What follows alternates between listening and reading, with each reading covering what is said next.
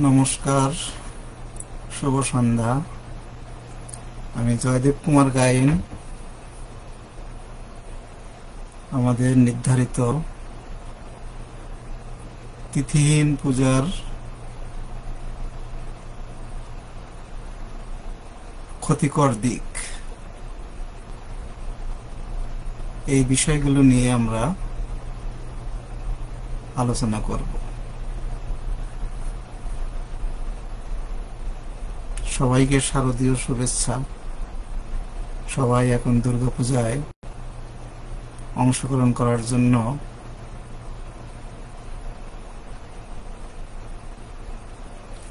অধীর আগ্রহে অপেক্ষা করছে, কিন্তু আমরা যারা প্রবাসে আছি, আমরা কি দেখছি যে আমাদের দুর্গাপূজা কিছু কিছু প্রতিষ্ঠান সম্পূর্ণ তিথি মোতাবেক করছে, আবার কিছু কিছু প্রতিষ্ঠান তারা তিথি অনুযায়ী করছেন না। তাদের দাবি তারা করতে পারছেন না।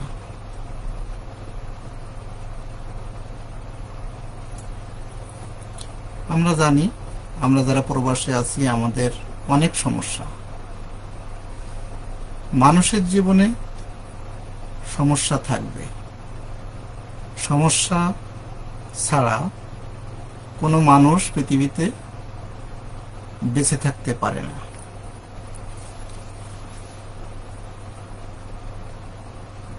আপনারা হয়তো আমার ফেসবুকে দেখে থাকবেন, বিগত কয়েক মাস ধরে আমি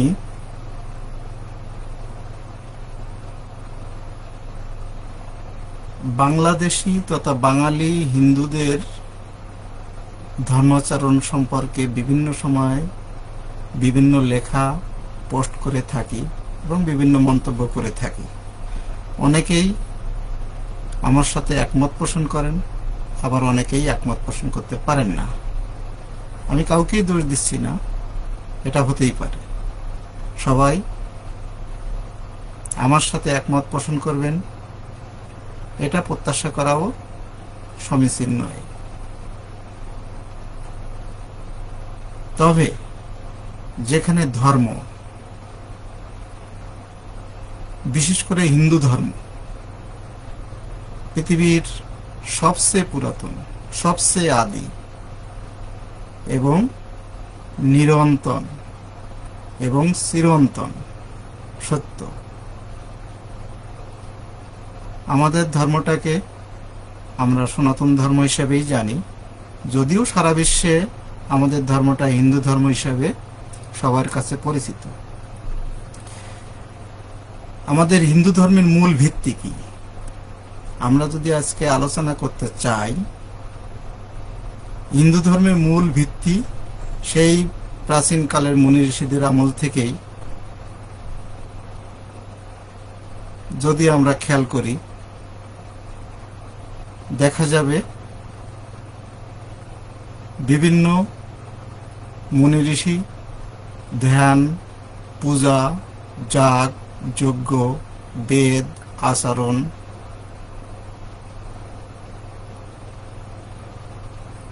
এই সমস্তর উপরে বেস করে আমাদের হিন্দু ধর্মটা আজ বর্তমান অবস্থায় এসে দাঁড়িয়েছে।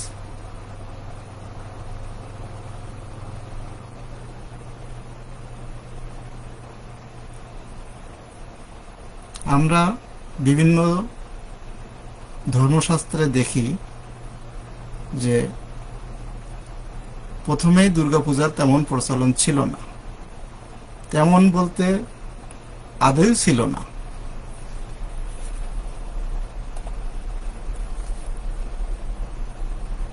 পরবর্তীতে দুর্গাপূজার প্রচলন হয়।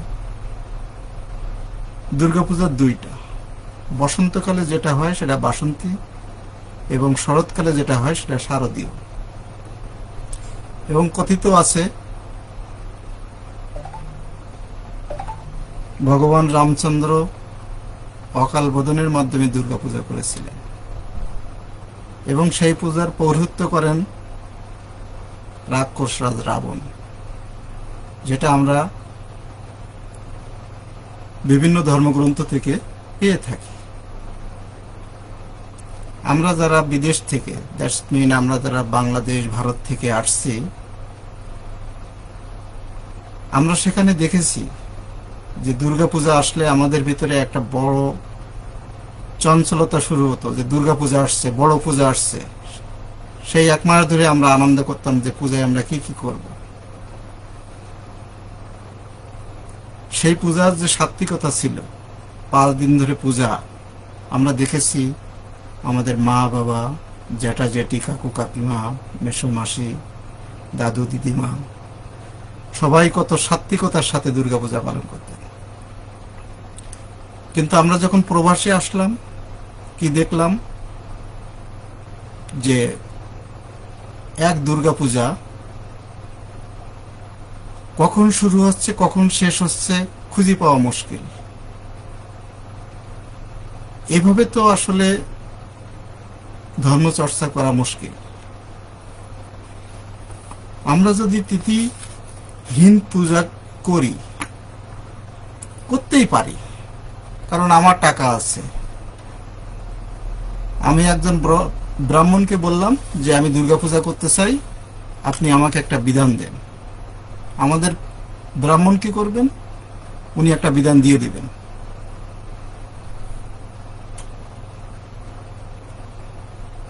এখন আমার প্রশ্ন হচ্ছে, বিধান আপনি দিয়ে দিলেন এবং সেই মোতাবেক পূজা করলেন, কিন্তু সেই পূজার আদৌ কোনো ফল হবে কিনা আমরা কেউ জানি না। কেউ বলছে হ্যাঁ হবে, ভক্তের কাছে ভগবান সবসময় বাধা, ভক্ত যেভাবে ভগবানকে ডাকবে ভগবান সেভাবেই ভক্তের কাছে সাড়া দেবে। আমরা যখন গীতা পাঠ শুনি, আমাদের যারা গীতা পাঠক তারা কত মধুর স্বরে গীতা পাঠ করে। আমরা যখন দুর্গাপূজায় চণ্ডী পাঠ শুনি, আমাদের মনটা জুড়িয়ে যায়। এখন আমরা যারা প্রবাসে, এই দুর্গাপূজা কবে শুরু কবে শেষ আমরা কনফিউজ। আমরা যারা ধর্মের সাথে সম্পৃক্ত, আমরা যখন কনফিউজ, আমাদের পরবর্তী জেনারেশন যারা এই প্রবাসে বেড়ে উঠছে, যারা এই তিথিহীন পূজা করছেন, সবার দাবি তাদের ছেলে মেয়েদেরকে জানানোর জন্য, তাদেরকে ধর্ম সম্পর্কে শিক্ষা দেওয়ার জন্য এই পূজাটা করা। অথচ সেই সমস্ত ছেলে মেয়েরা আজকে আমাদের কাছে প্রশ্ন করছে যে বাবা, কাকু, আঙ্কেল, আমাদের দুর্গাপূজা কবে শুরু হবে আর কবে শেষ হবে? আপনারা অনেকেই যদি কয়েক মাস পিছনে যান, গত ফেব্রুয়ারি মাসে আমাদের সরস্বতী পূজা ছিল। আমরা সবাই জানি সরস্বতী পূজা মিন্স পঞ্চমী তিথির পূজা, এবং এই পূজাটা মূলত শিক্ষার্থী বেস পূজা। সেই পূজায় আমরা কি দেখলাম? ফেব্রুয়ারির 1 তারিখে পূজা শুরু হলো, ফেব্রুয়ারির 12 তারিখ পর্যন্ত পূজা চলল। তবে যদি পূজা কন্টিনিউ চলতো, যে একটা জায়গায় পূজা হচ্ছে 12 দিন ব্যাপী, সেখানে কথা থাকে যে হ্যাঁ 12 দিন পূজা, একদিন নির্দিষ্ট দিনে পূজা, আর বাকি 11 দিন বিভিন্ন ধরনের আচার অনুষ্ঠান, গান বাজনা, সাংস্কৃতিক অনুষ্ঠান এগুলো চলতে পারে। কিন্তু পূজা তো আপনাকে তিথি মেনে পঞ্চমী তিথিতেই পূজা করতে হবে। তা না করে আমরা কি দেখলাম? যার যখন খুশি, যেখানে খুশি, যেদিন পেরেছে পূজা করছে, অঞ্জলি দিছে, হাতে খড়ি দেওয়া হয়েছে। আমি প্রথমেই বলেছি, আপনার হাতে পাওয়ার আছে, আপনার হাতে টাকা আছে, আপনি যা খুশি করতে পারেন, কেউ আপনাকে আটকাতে পারবে না।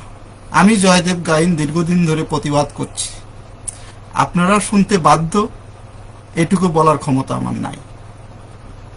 আমেরিকা আমরা যেখানে আছি, ব্যক্তি স্বাধীনতার দেশ। আপনি কথা বলতে পারবেন, আপনার যা খুশি আপনি বলতে পারবেন, আপনাকে কেউ বাধা সৃষ্টি করবে না। আপনি যা খুশি লিখতে পারবেন, কেউ আপনাকে কিছু বলবে না, যতক্ষণ না আপনি ওই ব্যক্তি বা কাউকে শারীরিকভাবে নিগৃহীত করছেন। আমি অনেক শাস্ত্রজ্ঞ পণ্ডিত ব্যক্তির সাথে কথা বলেছি। আমি যখন এই প্রতিবাদ শুরু করি, অনেকেই আমার সাথে যোগাযোগ করছে। তারা আমাকে উৎসাহ দিছে যে এটা আমাদের বন্ধ করতে হবে, সবাই বসে আলোচনা সাপেক্ষে বন্ধ করতে হবে। কারণ আমাদের এই পূজা মানুষের কাছে বা আমাদের প্রতিবেশীর কাছে কোনো ভালো দিক নির্দেশনা রেখে যাচ্ছে না, আমাদের পরবর্তী প্রজন্মের কাছে তো নাই। আমরা যারা মন্দিরে যাই, দেখবেন ছোট এবং বড় এই লোকগুলো মন্দিরে যায়, আর মাঝামাঝি যেগুলো যারা স্কুল এবং কলেজে পড়ে, যে একা বাসায় থাকতে পারে, তারা মন্দিরে আসে না। কেন আসে না, এই বিষয় নিয়ে আমরা কেউ চিন্তা করছি না। অন্য সমস্ত ধর্মের দিকে যদি আমরা খেয়াল করি, তাদের ছেলেমেয়েরা মন্দিরে যায়, তাদের মন্দিরে যায়, সেখানে প্রার্থনা করে। অথচ আমরা যারা সনাতন ধর্মাবলম্বী হিন্দু, আমাদের পরবর্তী জেনারেশন মন্দিরমুখী হচ্ছে না। কেন হচ্ছে না, এগুলো আমাদের খুঁজে বের করতে হবে। এখন আমি তিথিহীন পূজার ক্ষতিকর কয়েকটা দিক নিয়ে জাস্ট টাচ করে যাব। বেশি ব্যাখ্যা আমি করব না, ব্যাখ্যা করবেন আমাদের পণ্ডিত ব্যক্তি মহোদয়েরা, ব্রাহ্মণেরা, যারা পূজা করেন, পূজা পরিচালনা করেন এবং যারা বিভিন্ন পূজার সাথে জড়িত। আপনারা অনেকেই যদি খেয়াল করেন, দেখবেন যে জগদীশ শাস্ত্রী বলে একজন ব্রহ্মচারী আছেন। উনি কখনো ব্রহ্মচারী লেখেন, কখনো শাস্ত্রী লেখেন। উনি একজন নমস্য ব্যক্তি বলে আমাদের কমিউনিটিতে বেশ নাম ডাক আছে তার। আপনারা দেখবেন গত কয়েকদিন আগে উনি একটা লাইভ ভিডিও প্রচার করছেন, যেখানে উনি বলছেন তিথিহীন পূজার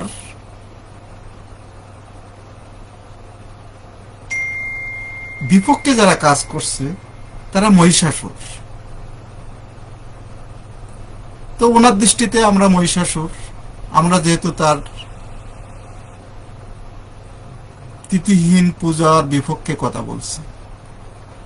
আমি বা আমরা যারা তিথিহীন পূজার বিপক্ষে কাজ করছি, হয়তো আমি আপনাদের সামনে সবসময় আমার ফেসবুকে লিখি, হোয়াটসঅ্যাপে লিখি, মেসেঞ্জারে লিখি, সবাই হয়তো আমাকেই মনে করছেন। কিন্তু আপনারা যদি একটু গভীরভাবে পর্যবেক্ষণ করেন, দেখবেন একটা বড় অংশের মানুষ, তারা সবাই চাচ্ছে যে না, আমরা তিথিহীন পূজা আর করতে চাই না। তিথিহীন পূজায় কখনো ভালো ফল বয়ে আনে না। তো যে কথা বলতে চাচ্ছিলাম, যে কি কি ক্ষতি হতে পারে। তিথিহীন পূজা অশাস্ত্রীয়, যেটা শাস্ত্রসম্মত নয়। যেমন এবছর আমাদের পূজা, দুর্গা পূজা, গজে আসবেন মা, দোলায় চলে যাবেন বলে আমরা বিভিন্ন বিজ্ঞাপনে দেখছি। তো আমাদের পূজা শুরু হবে 27শে সেপ্টেম্বর, তার মানে ওই দিন মা গজে আগমন করছেন পৃথিবীতে। আবার দশমীর দিন দোলায় চলে মা আমাদের মর্তলোক ত্যাগ করে মায়ের স্বস্থানে প্রত্যাবর্তন করছেন। আমাদের পূজা শেষ, আমরা দশমীর দিন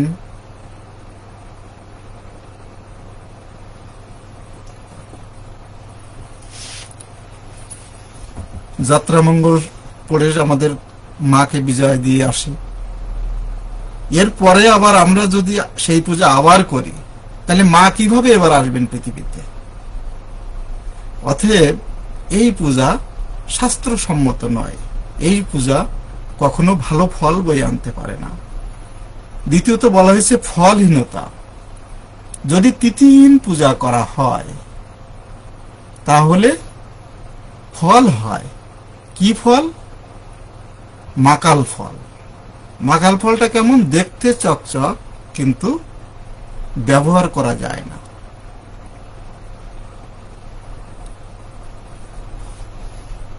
আরেকটা পয়েন্টে কি বলা হয়েছে? দোষ সঞ্চার। যারা তিথিহীন পূজার সাথে নিজেদেরকে জড়িত করে বা সম্মতি প্রদান করে, তারা পূজা সংক্রান্ত দোষ তাদের নামে যুক্ত হয়ে যায়। আপনারা জানেন, আমরা সবাই জানি, প্রতিটা কর্মের একটা সমান এবং বিপরীত প্রতিক্রিয়া আছে। এটা যেমন চিরন্তন সত্য। নিউটন তার সূত্রে এটা বলে গেছে। আপনি ভালো কাজ করলে ভালো ফল পাবেন, খারাপ কাজ করলে খারাপ ফল পাবেন। এখন প্রশ্ন হচ্ছে, ফলটা আমি কখন পাবো? কিছু কিছু ফল আছে হাতে হাতে দেওয়া। যেমন কেউ যদি আমাকে একটা থাপ্পড় মারে, আমি সাথে সাথে ব্যথা পাবো। এটা হচ্ছে সাথে সাথে ফল পাওয়া। এখন আমি পিএইচডি ডিগ্রি অর্জন করতে চাই। এখন আমি একটা নির্দিষ্ট সাবজেক্ট চয়েস করে আমি ইউনিভার্সিটিতে ভর্তি হয়ে গেলাম। এই ফলটা তো আমি সাথে সাথে পাবো না। এই ফলটা পাইতে গেলে আমাকে যতগুলো থিসিস পত্র জমা দিতে হবে, সব গবেষণাপত্র জমা দেওয়ার পরে আমার যে গাইডেন্স থাকবে, তার যদি মনে হয় যে আমি পিএইচডি ডিগ্রি অর্জন করার মতো যোগ্যতা অর্জন করেছি, তাহলে আমি পিএইচডি ডিগ্রি পেতে পারি। আর তার যদি মনে হয় যে না, আমি পিএইচডি ডিগ্রি পাওয়ার যোগ্যতা অর্জন করার মতো ছাত্র আমি না, আমি কখনো এটা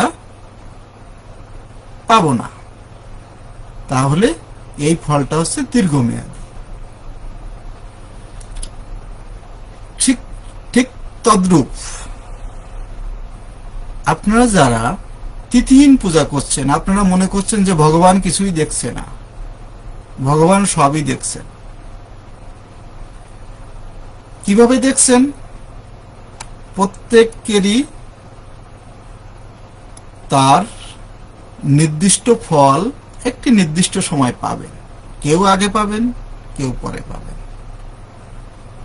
আমরা যারা প্রবাসে আছি, একটু যদি আপনারা খেয়াল করেন, যারা তিথিহীন পূজার সাথে জড়িত আছে, তাদেরকে দেখলে মনে হবে যে তারা অপরাধী। একজন আরেকজনের মুখের দিকে তাকালে একজন পূজারীর মুখে যে ঔজ্জ্বল্য থাকার কথা, কিন্তু যে তিথিহীন পূজা করছে এবং যে ব্রাহ্মণ এই তিথিহীন পূজার সাথে নিজেকে জড়িত করছে, দেখবেন এতদিন যদি না দেখে থাকেন, আপনারা এখন থেকে খেয়াল করবেন, ওই লোকের মানে যিনি পূজারী এবং যে ব্রাহ্মণ এই পূজাগুলো করবেন এবং যিনি বিধান দিচ্ছেন, তার মুখের দিকে তাকাই দেখবেন তার মুখে সেই জ্যোতি আর নেই। তাদের পারিবারিকভাবে অশান্তি হয়, স্বামী স্ত্রীর কথা শোনে না, স্ত্রী স্বামীর কথা শোনে না, বা দুজন দুজনের কারোর কথা শোনে না। আবার কি হতে পারে, সমাজে তাদের যে সম্মান প্রতিপত্তি, তার পরবর্তী জেনারেশনরা এই পাপের ভোগ বহন করবে। আজ আমরা যারা আমেরিকায় আসছি, কানাডায় আসছি, অস্ট্রেলিয়া আসছি, উন্নত দেশগুলোতে আসছি, যেমন আমাদের অনেক পণ্ডিত ব্যক্তিরা, অনেক আত্মীয় স্বজন, বন্ধু বান্ধব, তারা বলছে যে আমাদের মা বাবা অনেক সুকৃতির ফল হিসাবে আমরা উন্নত দেশগুলোতে আসার সুযোগ পেয়েছি।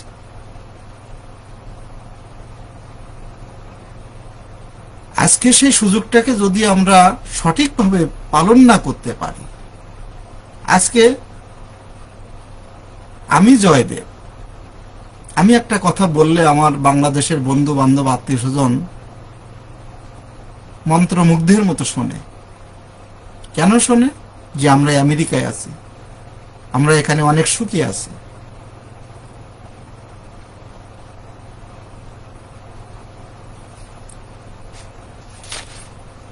আরেকটা কি, সমাজে বিভ্রান্তি। তিথিহীন পূজা যদি করা হয়, সমাজে বিভ্রান্তি তৈরি হয়। কারণ আমাদের পঞ্জিকা আছে, পঞ্জিকায় বলা আছে যে অমুক তারিখে অমুক তিথিতে অমুক পূজা হবে। ধরে নেওয়া গেল ষষ্ঠী পূজা হবে শনিবার 27শে সেপ্টেম্বর সন্ধ্যা 6টায়। এখন আমরা আমাদের বিজ্ঞাপনে লিখলাম এক সপ্তাহ পরে ষষ্ঠী, সপ্তমী, অষ্টমী একদিনে।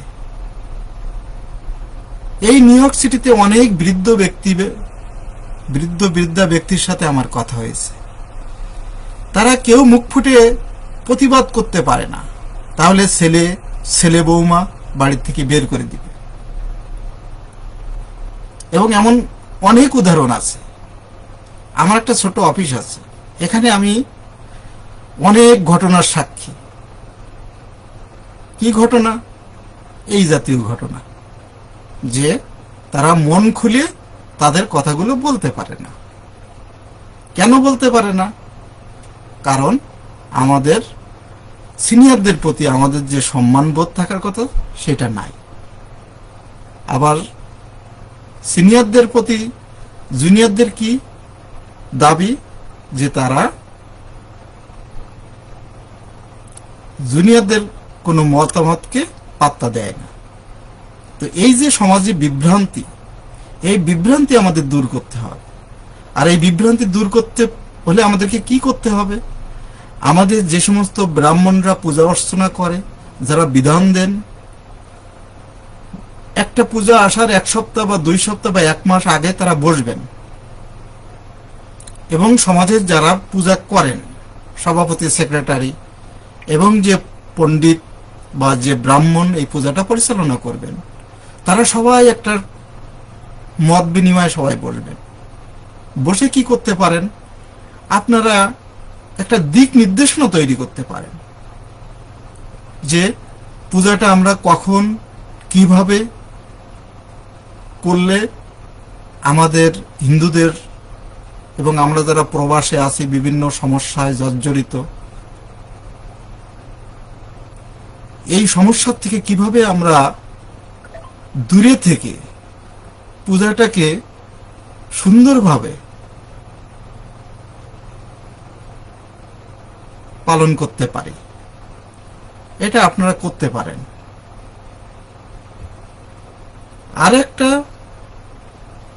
পূজার যে মেন ক্ষতিকারক, সংসারে তথা পারিবারিক জীবনেও অশান্তি। এটা আমি একটু আগেই বলছি। আজকে আমরা যারা প্রবাসে আছি, আপনারা যদি পত্রিকা দেখেন, অনেক বাংলা পত্রিকা প্রায় দেখবেন যে নতুন নতুন খবর বেরোচ্ছে কি বিভিন্ন সংসারে অশান্তি। কেন অশান্তি? অশান্তির মূল কারণ ধর্ম বিশ্বাস। আপনার ধর্মটাকে আপনি মন থেকে বিশ্বাস করেন না, আর মন থেকে বিশ্বাস না করার কারণে আপনি কি ধার্মিক কি অধার্মিক আপনি কনফিউজ হয়ে যান। আর আমাদের এই কনফিউজের কারণে আমাদের পরবর্তী জেনারেশনও কনফিউজ হয়ে যাচ্ছে। আপনারা যদি খেয়াল করে থাকেন দেখবেন আমরা কয়েকজন মিলে 2টা মত বিনিময় সভা দিয়েছিলাম, একটা ওম শক্তি মন্দিরে এবং একটা হিন্দু মন্দিরে। সেখানে বেশ কিছু লোক উপস্থিত হয়েছিলেন এবং সবাই মোটামুটি একমত হয়েছিলেন যে তিথি অনুযায়ী পূজা করা উচিত।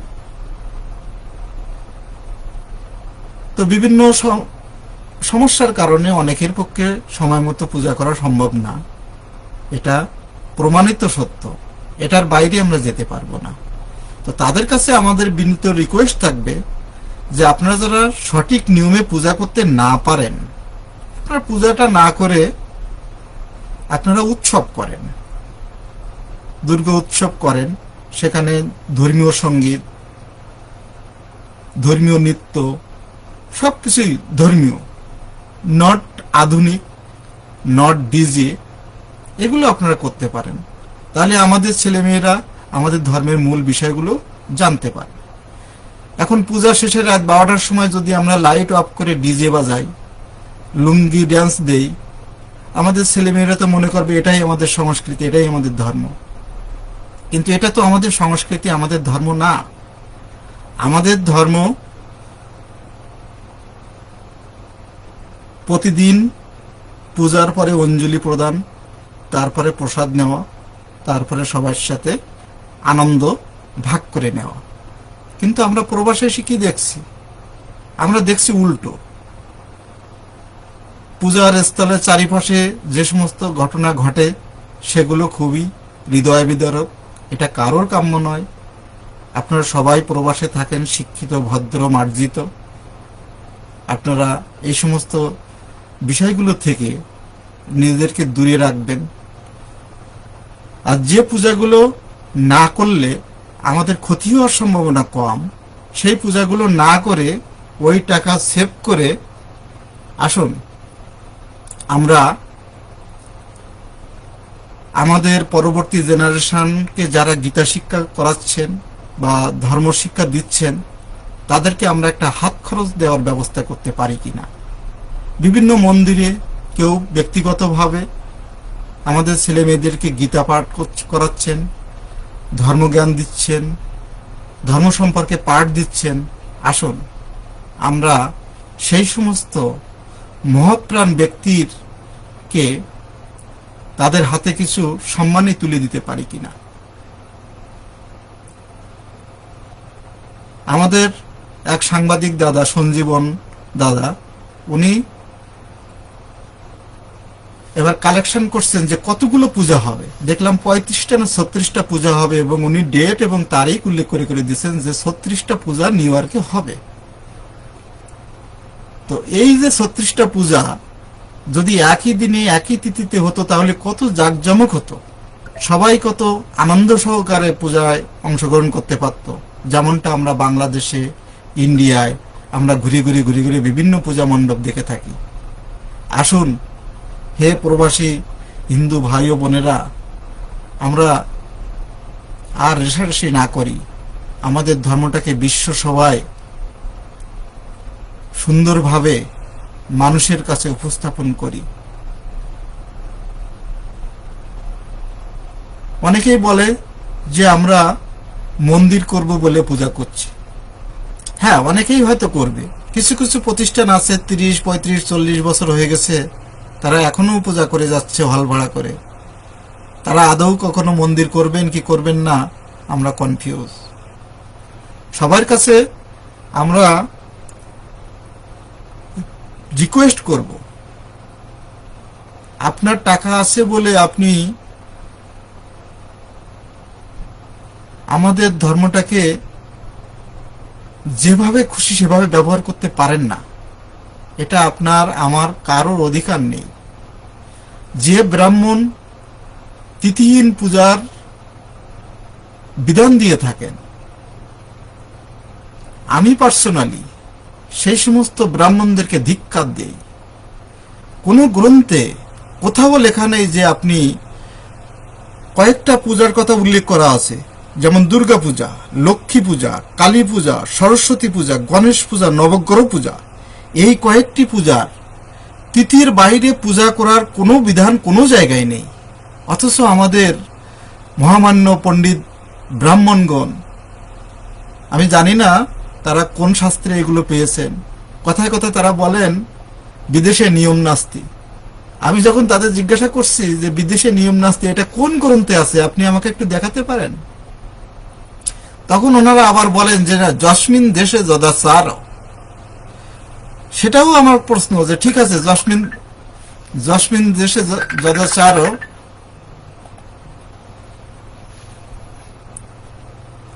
সেটাই আমার প্রশ্ন। জসমিন দেশ মানে আপনি যে দেশে বসবাস করছেন এই দেশটাই আপনার দেশ। আপনি এখানে খাচ্ছেন, এখানে কাজ করছেন, এখানে পড়ছেন। এখন বাংলাদেশ বা ইন্ডিয়া আপনার বিদেশ, আপনার কাছে বিদেশ। আবার আপনি যখন সেখানে যাবেন তখন ওই দেশটা আপনার দেশ, তখন আমেরিকা আবার বিদেশ। তার মানে কি, আপনি যখন যে দেশে যে পরিস্থিতিতে থাকবেন সেই দেশটাই আপনার স্বদেশ। আপনাকে স্বদেশের উপকারে কাজ করতে হবে। আমরা যারা আমেরিকার নাগরিকত্ব নিয়েছি, ওখানে দেখবেন যে আপনার শপথ নেওয়ার সময় কয়েকটা প্রশ্ন থাকে। আপনার এই প্রশ্নগুলোতে হ্যাঁ না বললে আপনি কখনো সিটিজেন হতে পারবেন না, নাগরিকত্ব নিতে পারবেন না। তদ্রূপভাবে আমাদের হিন্দু ধর্মে এত গ্রন্থ আছে যে আপনি একটা জীবদ্দশায় পড়ে শেষ করতে পারবেন না। আপনি যদি গীতা পড়তে চান, গীতা কোথা থেকে আসছে? আপনি মহাভারত পড়েন, দেখবেন যে সেখানে কত সুন্দরভাবে গীতাকে কিভাবে নিয়ে আসা হয়েছে, এবং গীতার বিভিন্ন উপদেশ যেগুলো আমাদের বাস্তব জীবনের সাথে মিলে যায়। অনেকেই আমার কাছে আসলে কথা বলতে চাচ্ছেন, কিন্তু আমি কোনো অপশন পাচ্ছি না, যে কারণে আমি কাউকে অ্যাড করতে পারছি না। কারণ আজকে আমি প্রথম ফেসবুকে এরকম লাইভ অনুষ্ঠান করছি।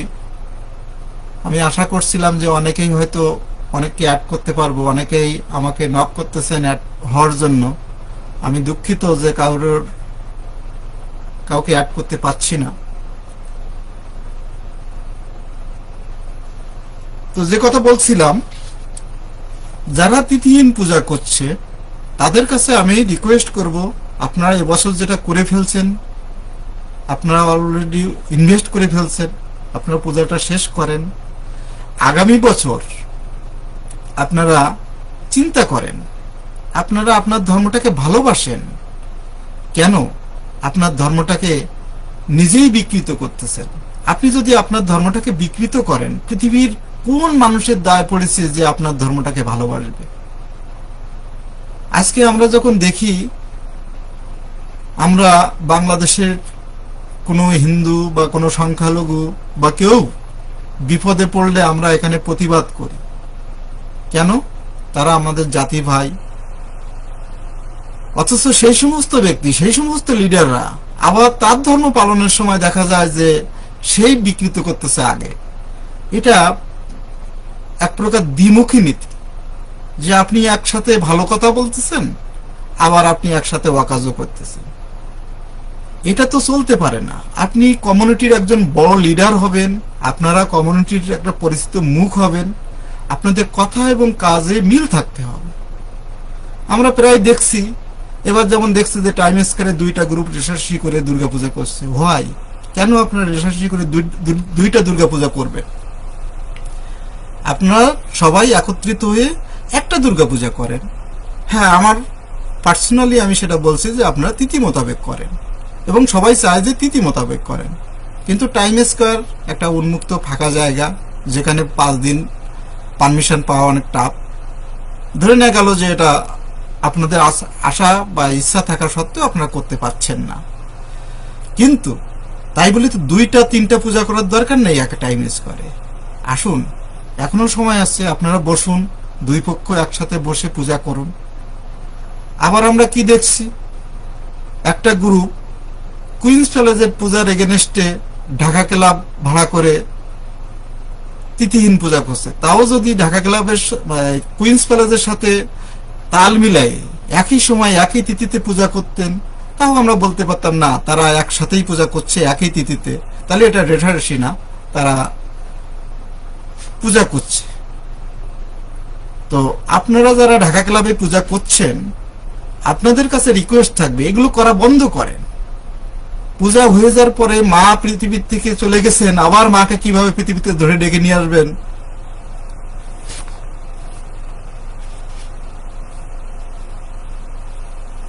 তো আসুন চিন্তা করি, আপনার পকেটের টাকা আপনি কিভাবে খরচ করবেন এই দিক নির্দেশনা দেওয়ার ক্ষমতা আমার নেই।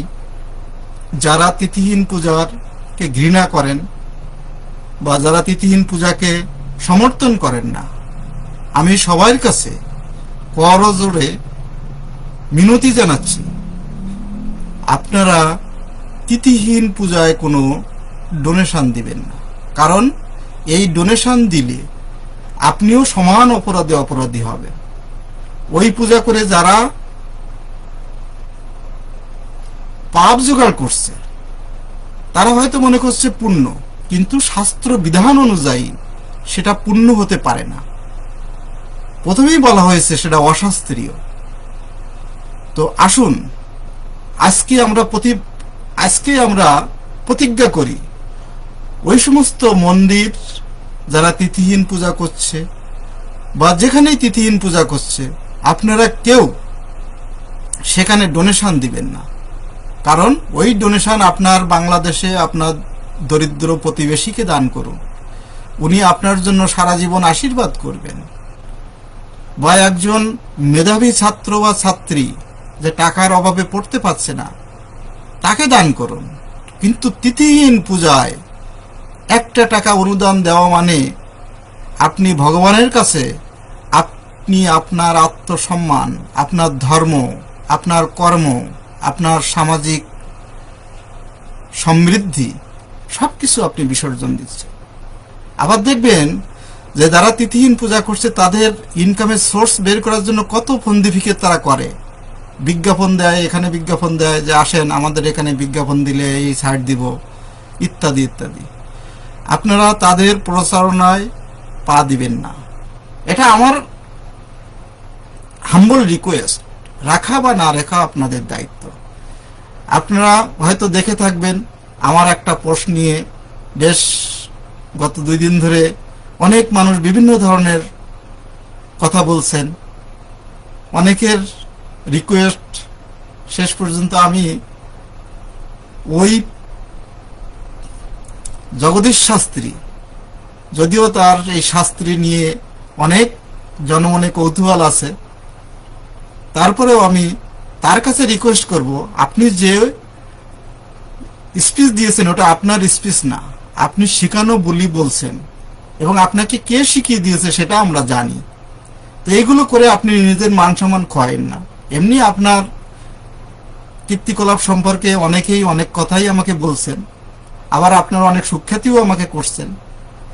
তো সেটা আপনার পার্সোনাল, এগুলো আপনি করেন, কিন্তু আমার ধর্ম নিয়ে আপনি ভুলভাল বিবৃতি না দেওয়ার জন্য আপনার কাছে রিকোয়েস্ট করছি। এবং সাথে সাথে সমস্ত ব্রাহ্মণ এবং যারা ধর্মপ্রাণ ব্যক্তি আছে সবার কাছে রিকোয়েস্ট করছি, ধর্মটাকে আপনারা বিকৃত করবেন না, কোনো অবস্থায় না। এই জন্যই তো গীতায় ভগবান শ্রীকৃষ্ণ বলে গেছেন যে সব কিছু পরিত্যাগ করে তুমি আমাকেই স্মরণ করো।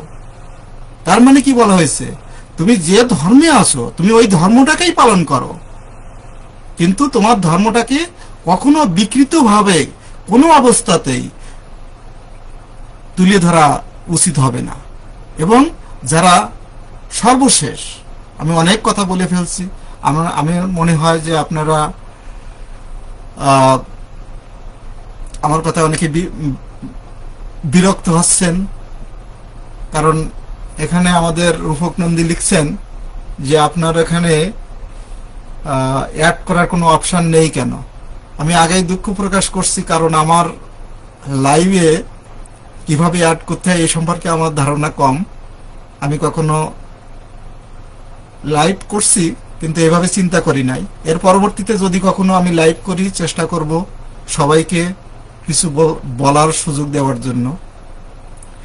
তো আমার কথায় যদি আপনারা কেউ কষ্ট পেয়ে থাকেন, আমি করজোড়ে আপনাদের কাছে ক্ষমা সুন্দর দৃষ্টিতে আমার কথাগুলো দেখবেন এবং আমার উক্তিতে জগদীশ ব্রহ্মচারী মহাশয় যদি কষ্ট পেয়ে থাকেন আমি আপনার কাছে দুঃখ প্রকাশ করছি। তবে আপনি যে কথাগুলো বলেছেন, আমরা যারা তিথিহীন পূজার বিপক্ষে কথা বলছি আমরা মহিষাসুর, আপনার দৃষ্টিভঙ্গিতে আমরা মহিষাসুর হতে পারি, বা সবাই যদি মনে করে যে আমরা মহিষাসুর, অবশ্যই আমরা মহিষাসুর। দশচক্রে ভগবান ভূত হয়, আমি তো ক্ষুদ্র মানব। তো আসুন, সামনে দুর্গা পূজা, তারপরে লক্ষ্মী পূজা, তারপরে কালী পূজা, তারপরে কাত্যায়নী পূজা। আমাদের এখন পূজা মরশুম। সমস্ত হিন্দু ভাই বোন তথা সমগ্র পৃথিবীর মানুষের মঙ্গল কামনায় এবং আপনারা যারা তিথিহীন পূজা করছেন, আমি আপনাদের আবারও রিকোয়েস্ট করছি, সারা পৃথিবীতে যারাই তিথিহীন পূজা করছেন, কোনোভাবেই কোনো অবস্থাতেই আপনারা তিথিহীন পূজা করবেন না। আপনারা হয়তো মনে করছেন আমরা তো পূজা করছি, কিছু না করার চেয়ে কিছু করা ভালো। সব ক্ষেত্রে সব উদাহরণ খাটে না। আপনারা প্রতিটা উদাহরণের পিছনে দেখবেন অনেক সুন্দর সুন্দর যুক্তি তর্ক আছে। তাই আপনাদের কাছে আমি রিকোয়েস্ট করব, সব যুক্তি তর্ক সব জায়গায় খাটে না। আপনারা আমাকে পাগল বলতে পারেন, মূর্খ বলতে পারেন, তার জন্য আমি জয়দেব, আমি সামান্যতম পরিবর্তন হবে না। আমি যতদিন পৃথিবীতে বেঁচে আছি, আমার ধর্মের সুন্দর সুস্থ একটা দিক নির্দেশনা দেখতে চাই। কারণ আমার ধর্ম যেদিন বিনাশ হয়ে যাবে, সেদিন আমার আর পৃথিবীতে অস্তিত্ব বজায় রাখার কোনো দরকার পড়বে না। আবারও আপনাদের কাছে রিকোয়েস্ট করছি, আপনারা মহাভারত পড়েন, আপনারা রামায়ণ পড়েন, আপনারা শ্রীমদ্ ভাগবত গীতা পড়েন, আরো যত বই আছে, এত সুন্দর সুন্দর বই আছে। অনুকূল ঠাকুরের দেখবেন বই আছে, হরিচাঁদ ঠাকুরের বই আছে, রাম ঠাকুরের বই আছে, শ্রী শ্রী জগবন্ধু দেবের বই আছে, স্বামী বিবেকানন্দের বই আছে, লোকনাথ ব্রহ্মচারীর বই আছে, সর্বশেষ আমাদের ইস্কনের যে হাজার হাজার বই আছে। আপনারা পড়ুন, যত পড়বেন আপনাদের মনের কালিমা দূর হয়ে যাবে। শুধুমাত্র মানুষের মুখে শেখানো বলি আপনার বাস্তব জীবনে প্রয়োগ করার চেষ্টা থেকে বিরত থাকুন। আর এখন সবচেয়ে বড় একটা বুক হয়েছে ফেসবুক। আপনি যদি পড়ুয়া হন, আপনি যদি জানতে চান, আমার যে ফেসবুক পেজটা আছেন, দেখবেন যে প্রতিদিন 25-30টা করে আমি লেখা দেই। এই লেখাগুলোও পড়বেন। লেখাগুলো পড়লে দেখবেন যে আপনার ভিতরে অনেক কিছুর পরিবর্তন আসবে। আমার যারা বন্ধু বান্ধব এখানে আছে, তারা অনেকেই আমার সম্পর্কে ভুল ধারণা করেন, তবু সমস্যা নাই। সবশেষে অনেক কথা বলছি, ধন্যবাদ সবাইকে। আর আপনারা যদি আমার কথা, উচ্চারণ, বাচনভঙ্গি বা গ্রামেটিক্যাল কোনো ভুল ত্রুটি থেকে থাকে, আবারও ক্ষমা সুন্দর দৃষ্টিতে দেখবেন। সাথে সাথে শারদীয় শুভেচ্ছা, লক্ষ্মী পূজার শুভেচ্ছা, কালী পূজার শুভেচ্ছা সহ সমস্ত আগামী পূজার এবং আপনাদের সবার সুস্থ সুন্দর পারিবারিক, ধর্মীয়, সামাজিক, চাকরি, ব্যবসা সবকিছু সুন্দর কামনার মাধ্যমে আমার আজকে লাইভ এখানে শেষ করছি। আবারও আমি আপনাদের কাছে করজোড়ে মিনতি করছি, আমার কথায় যদি আপনারা কেউ কষ্ট পেয়ে থাকেন, ক্ষমা সুন্দর দৃষ্টিতে দেখবেন। শুভরাত্রি, ধন্যবাদ সবাইকে, নমস্কার।